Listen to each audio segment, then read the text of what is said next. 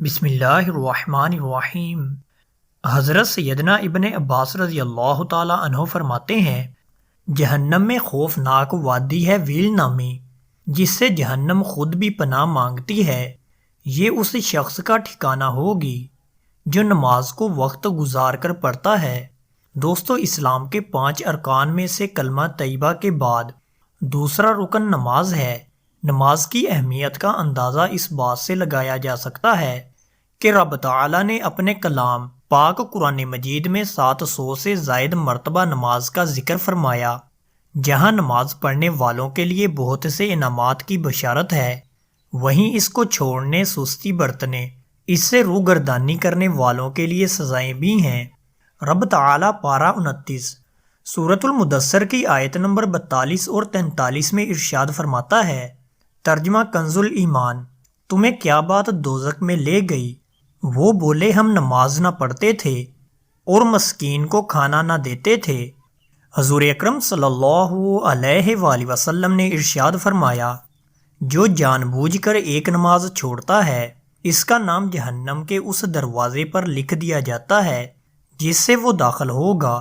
منقول ہے کہ بروز قیامت وہ یعنی نماز کے معاملے میں سستی کرنے والا اس حال میں آئے گا کہ اس کے چہرے پر 3 سطریں لکھی ہوں گی، اے اللہ کا حق برباد کرنے والے، اے اللہ کے غضب کے ساتھ مخصوص، جس طرح دنیا میں تو نے حقوق اللہ یعنی اللہ کا حق ضائع کیا، اسی طرح آج تو بھی اللہ کی رحمت سے مایوس ہو جا۔ کتاب الکبائر میں منقول ہے، جہنم میں ایک وادی ہے جس کا نام ویل ہے، اگر اس میں دنیا کے پہاڑ ڈالے جائیں تو وہ بھی اس کی گرمی سے پگھل جائیں۔ یہ ان لوگوں کا ٹھکانہ ہے جو نماز میں سستی کرتے ہیں اور وقت کے بعد قضا کر کے پڑھتے ہیں، مگر یہ کہ وہ اپنی کوتاہی یعنی خطا پر نادم ہوں اور بارگاہ خداوندی میں توبہ کریں۔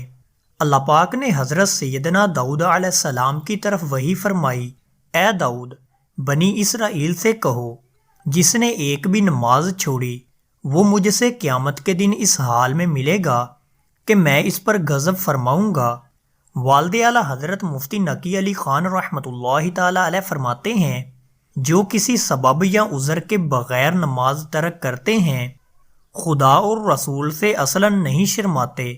قیامت کے دن اگر ایک نماز کے بدلے پوری دنیا دینا چاہیں گے تو قبول نہ ہوگی، اور اگر 1000 برس روئیں گے تو بھی نجات نہ ملے گی۔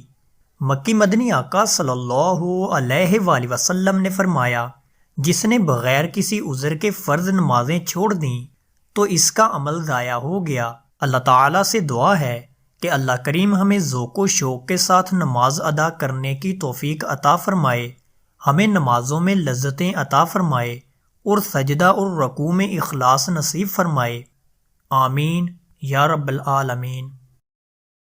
دوستو، اللہ تعالیٰ سے دعا ہے کہ اللہ تعالیٰ ہمیں ان احادیث مبارکہ پر عمل کرنے کی توفیق عطا فرمائے، آمین یا رب العالمین۔